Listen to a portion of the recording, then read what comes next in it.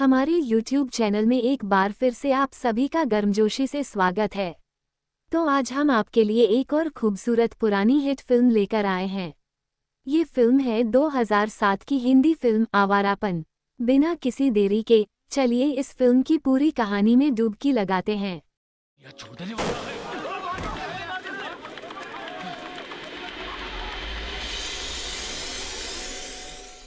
Film की शुरुआत एक आदमी से होती है जिसका नाम है वाइट, जो अवैध मानव तस्करी के धंधे में शामिल है। वो अपने नए कंटेनर की जांच करने पोर्ट पर आता है। इस कंटेनर के अंदर कई लड़कियों को अमानवीय तरीके से बंद किया गया होता है। वाइट अपने आदमियों को कहता है कि कंटेनर में मिले मृत शरीरों को अलग कर दें। इसी बीच एक लड़की जो मरी हुई होने का नाटक कर रही थी, चुपचाप कंटेनर से भागने की कोशिश करती है। उसी समय वाइट जो फोन पर बात कर रहा होता है, उसे देख लेता है और अपने आदमियों को उसे पकड़ने का आदेश देता है। हालांकि लड़की पूरी कोशिश करती है भागने की, लेकिन अंत में उसे वाइट पकड़ लेता है। वह जोर जोर से चिल्लाती है और खुद को आज़ाद करने की गुहार लगाती है। फिर 1 साल बाद हमें शिवम दिखता है, जो एक पूल के पास खड़ा है, पिंजरे में बंद पक्षियों को छोड़ रहा है और आसमान की ओर देखता हुआ गहरी सोच में डूबा है। उसी समय शिवम का दोस्त कबीर आता है और बताता है कि रूम 203 रोनी के नाम से बुक किया गया है और मुन्ना वहां पहुंचकर कुछ गड़बड़ कर चुका है। जब शिवम उस कमरे की जांच करता है तो देखता है कि एक लड़की जिसे पैसे के लिए लाया गया था, मुन्ना द्वारा मारी गई है। मुन्ना शिवम से कहता है कि किसी भी तरह से इस मामले को दबा दो। वो कहता है कि लड़की ने उसे एक्सपोज करने की कोशिश की थी और गुस्से में आकर उसने उसे गोली मार दी। ये सुनकर शिवम गुस्से से भर जाता है और मुन्ना की जमकर पिटाई करता है। शिवम भारत नाम के एक गैंगस्टर के लिए काम करता है, जो होटल का मालिक है। मुन्ना असल में राजा का बेटा है, जो भारत का छोटा भाई है। लेकिन मुन्ना को गैर जिम्मेदार और मुसीबत करने वाला माना जाता है। पिटाई के बाद शिवम मुन्ना को पुलिस के हवाले कर देता है। चूंकि यह मामला खबरों में आ जाता है, शिवम शाम को भारत से मिलने जाता है ताकि होटल में जो हुआ वह समझा सके। उसी समय रोनी भी वहां आता है। रोनी भारत का इकलौता बेटा है। सबको याद होता है कि होटल का कमरा उसी के नाम पर बुक किया गया था। रोनी शिवम पर चिल्लाता है कि उसने ऐसा क्यों किया। वह कहता है कि वह सिर्फ एक कर्मचारी है और परिवार के मामलों में दखल नहीं देना चाहिए। ये सुनकर भारत बहुत गुस्सा हो जाता है। वह रोनी से कहता है कि शिवम से माफ़ी मांगो। ये दिखाता है कि भारत शिवम पर कितना भरोसा करता है। इसके बाद रोनी वहां से चला जाता है।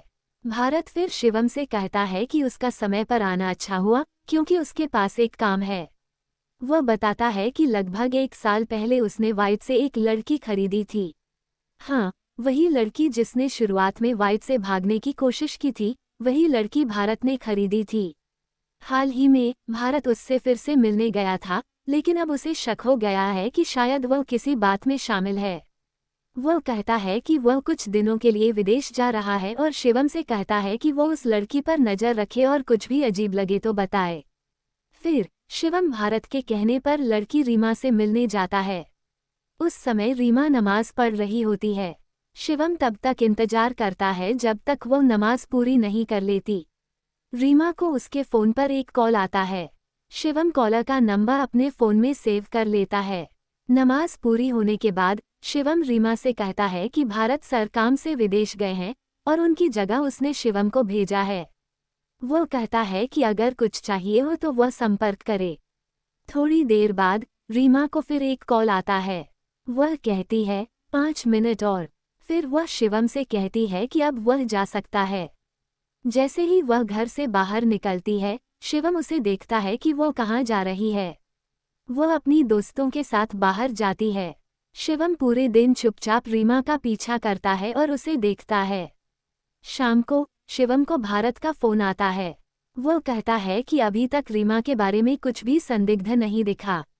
हालांकि रीमा को देखकर शिवम को अपने जीवन की एक पुरानी घटना याद आती है। Check mark. एक पुलिस छापे के दौरान जब एक व्यक्ति का अपहरण किया जा रहा था, शिवम और कबीर एक वाहन में भाग रहे थे, तभी उनकी गाड़ी खराब हो गई। कबीर ने शिवम से कहा कि वह चला जाए और वह स्थिति को संभाल लेगा। इसके बाद शिवम एक पास के छोटे से कस्बे में छिप जाता है और देखता है कि आगे क्या होता है।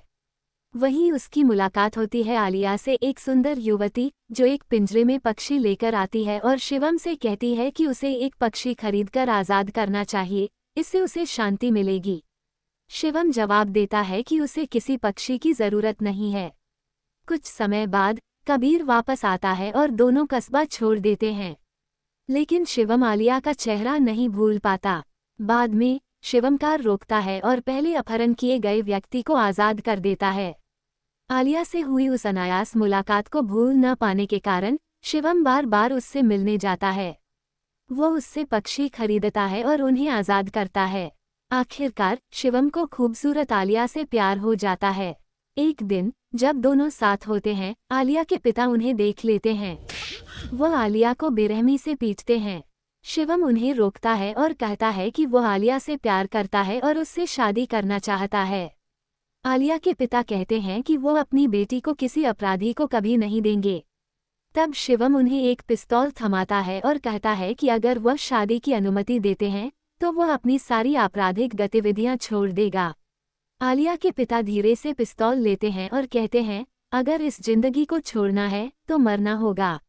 वह शिवम को गोली मारने की कोशिश करते हैं, लेकिन शिवम तुरंत किनारे हट जाता है। दुखद रूप से गोली पीछे खड़ी आलिया को लग जाती है। वह गंभीर रूप से घायल हो जाती है। अपनी ही बेटी को चोट पहुंचाने के अपराधबोध में डूबे आलिया के पिता आत्महत्या कर लेते हैं। शिवम की बाहों में उससे सच्चा प्यार करने वाली आलिया दम तोड़ देती है। ये पल शिवम के लिए एक कठोर सच्चाई लेकर आता है।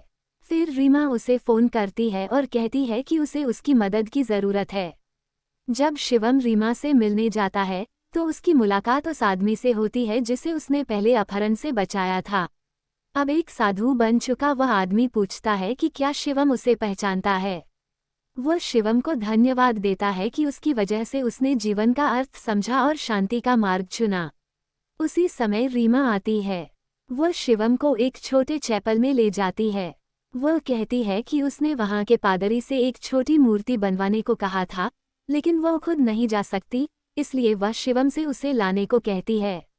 हालांकि आलिया की मौत के बाद शिवम ने भगवान में विश्वास खो दिया था, लेकिन रीमा के कहने पर वह मूर्ति लाने चला जाता है। पर लौटने के बाद भी आलिया की यादें उसका पीछा नहीं छोड़ती। शिवम की उदासी देखकर रीमा वह मूर्ति उसकी कार में रख देती है और कहती है, शायद तुम्हें इसकी मुझसे ज्यादा जरूरत है। शिवम को आलिया की बहुत याद आने लगती है। बाद में जब वह होटल जा रहा होता है तो वह मुन्ना और उसके पिता राजा को वहां देखता है, जो अभी भी पहले की घटना से नाराज हैं। रोनी शिवम को चेतावनी देता है कि कोई बेवकूफ़ी न करे। उसी समय राजा शिवम से कहता है कि उसे पिछले कुछ दिनों में हुई घटनाओं के लिए माफ़ी मांगनी चाहिए, लेकिन शिवम बहुत गुस्से में होता है। शिवम मुन्ना पर बंदूक तान देता है, उसे होटल से घसीटकर बाहर निकालता है और राजा व अन्य लोगों को धमकाता है कि अब उसके मामलों में न पड़ें। राजा कहता है, तू गलत आदमी से उलझ गया है, अब देख क्या होता है, और फिर सब वहां से चले जाते हैं। बाद में एक रात जब रीमा देर से घर लौटती है तो वह देखती है कि शिवम बाहर से उसे देख रहा है। फिर रीमा शिवम के पास आती है और कहती है, जासूसी बंद करो। क्या ये भरत ने करने को कहा है? शिवम कहता है, नहीं, ऐसा कुछ नहीं है। वो फिर कहता है कि उसे घर जाना चाहिए और वह भी जा रहा है। जैसे ही शिवम निकलता है वह देखता है कि वही कार जो रीमा के साथ आई थी फिर से उसके घर लौट रही है। तभी शिवम उस कार का पीछा करना शुरू कर देता है। तब शिवम को पता चलता है कि रीमा का एक आदमी बिलाल से संबंध है, जो अक्सर उसके साथ देखा जाता है। बिलाल रीमा से कहता है कि उन्हें देश छोड़कर जल्द से जल्द पाकिस्तान भाग जाना चाहिए। ये बातचीत सुनकर शिवम बाहर निकलता है और भरत को फोन करता है, सर, आपका शक सही था, रीमा किसी और के साथ मिली हुई है। तभी भरत कहता है, उसे मार डालना होगा। फिर शिवम कार से पिस्तौल निकालता है और रीमा के घर की ओर निकलता है। वह बिलाल को बुरी तरह पीटता है और डरी हुई रीमा को मारने की कोशिश करता है, लेकिन उसकी लाचारी देखकर उसे आलिया की याद आ जाती है। तब वह दीवार की ओर कुछ गोलियां चलाकर वहां से चला जाता है। भरत शिवम को फोन करता है, लेकिन वह कॉल नहीं उठाता। भरत को तब महसूस होता है कि कुछ गड़बड़ हो गई है। वह रीमा को फोन करता है और इस बार वह कॉल उठा लेती है। तब भरत को पता चलता है कि रीमा अभी भी जिंदा है। शिवम फिर कबीर से मिलता है और उसे सब कुछ बता देता है। कबीर पूछता है, तुमने उसे मारा क्यों नहीं, और जोड़ता है, अब हमें भारत सर का गुस्सा झेलना पड़ेगा। शिवम जवाब देता है, तो चलो भारत भाग चलते हैं। लेकिन कबीर इस योजना से सहमत नहीं होता। वह कहता है, मैं खुद जाकर उसे मार दूंगा। लेकिन शिवम उसे रोकता है और कहता है, 2 घंटे बाद एयरपोर्ट पर मिलते हैं, और चला जाता है। जब शिवम एयरपोर्ट जाने के लिए कमरे से निकलता है, भारत के लोग उस पर हमला कर देते हैं। वे उसे भारत के पास ले जाते हैं, जो विदेश से लौट आया है। इस समय तक शिवम को ये समझ नहीं आता कि सब कुछ उन्हें कैसे पता चला। तभी वह कबीर को देखता है और समझ जाता है कि उसी ने धोखा दिया है। भरत तब शिवम से कहता है, मैं तुम्हें माफ कर सकता हूँ, लेकिन तुम्हें उस लड़की को मारना होगा। शिवम कहता है, मैं ऐसा नहीं कर सकता सर। भरत कहता है, तुम्हारे पास कोई विकल्प नहीं है, और रोनी को आदेश देता है कि शिवम को तब तक पीटो जब तक वह समझ न जाए। रोनी और उसके लोग शिवम को बेरहमी से पीटते हैं। फिर वे उसे कब्रिस्तान के एक गड्ढे में फेंक देते हैं और ऊपर से ढक देते हैं।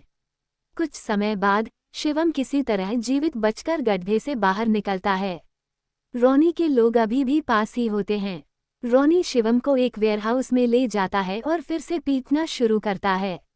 लेकिन इस बार शिवम पलटवार करता है, उन्हें हराकर वहां से भाग निकलता है।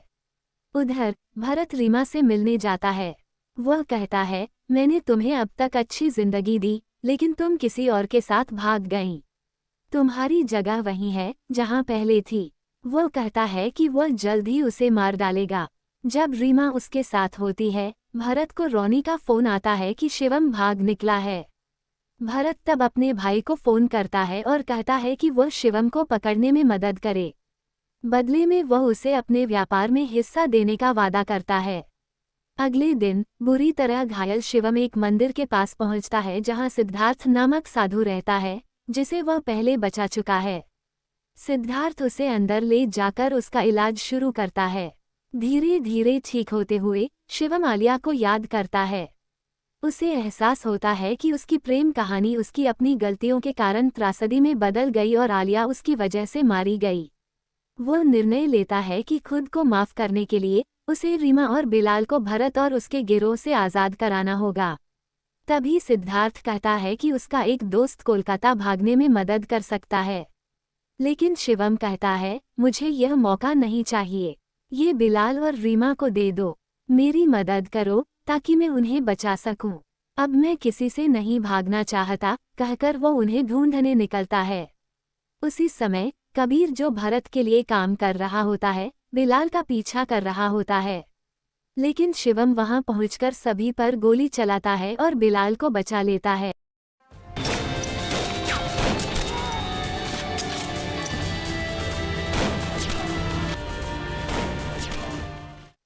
फिर शिवम कबीर से कहता है, तुमने मुझे धोखा दिया, फिर भी मैं तुम्हें नहीं मार सकता। अब मेरी मदद करो। बिलाल का ध्यान रखो जब तक मैं रीमा को ढूंढ लूं, कहकर वह निकल जाता है। शिवम पहले राजा के होटल जाता है जहां उसे लगता है रीमा हो सकती है। जब राजा ठीक से जवाब नहीं देता तो शिवम उसे मार देता है। फिर वह मुन्ना को ढूंढता है और कहता है, तेरे बाप को खत्म कर दिया। अब बता रीमा कहाँ है। मुन्ना तब उसकी लोकेशन बता देता है। लेकिन जैसे ही शिवम जाने लगता है, मुन्ना उसे छिपे हुए चाकू से 3 बार घायल कर देता है। तूने मुझसे उलझकर बड़ी गलती की, मुन्ना कहता है। दर्द के बावजूद शिवम पिस्तौल निकालकर मुन्ना के पैर में गोली मारता है। फिर वह मुन्ना की बंदूक लेता है और भागने की कोशिश करता है। इस संघर्ष में वह मुन्ना को जान से मार देता है। बहुत कठिनाई से शिवम उस होटल पहुंचता है जहां रीमा को रखा गया होता है। उसी समय भरत रीमा को बेचने की तैयारी कर रहा होता है। शिवम वहां पहुंचता है। वह भरत के सभी गार्ड्स को मार देता है और भरत के पास पहुंचता है। शिवम कहता है, मैं रीमा को अपने साथ ले जाना चाहता हूँ। भरत पूछता है, अगर मैं ना कहूँ तो क्या मुझे गोली मार दोगे? उसी पल शिवम भरत को गोली मार देता है। इससे रोनी और उसके गिरोह के साथ भारी लड़ाई शुरू हो जाती है। अपनी जान जोखिम में डालकर शिवम सभी को मारता है और बीच लड़ाई में कबीर आ जाता है। कबीर शिवम से कहता है, अब मैं संभालता हूँ। मैं बिलाल को बंदरगाह ले गया, तुम रीमा के साथ भाग जाओ। फिर शिवम और रीमा साथ में भाग जाते हैं, लेकिन कबीर को रोनी के गिरोह से अकेले लड़ना पड़ता है और वह ज्यादा देर नहीं टिक पाता। कबीर को कई गोलियां लगती हैं। आखिरकार रोनी आता है और कबीर को मार देता है। शिवम रीमा को बंदरगाह ले जाता है और उसे बिलाल से मिलाता है। वह कहता है, जल्दी भागो, रोनी के लोग आने वाले हैं। मेरे पास ज्यादा समय नहीं है, वह कहता है। उसी समय रोनी और उसके लोग आते हैं और शिवम पर गोलियां चलाते हैं। बिलाल और रीमा को नाव से भागने का समय देने के लिए शिवम अकेले ही रोनी और उसके लोगों से लड़ता है। कुछ समय बाद रोनी मारा जाता है, लेकिन शिवम भी गोली लगने से गंभीर रूप से घायल हो जाता है।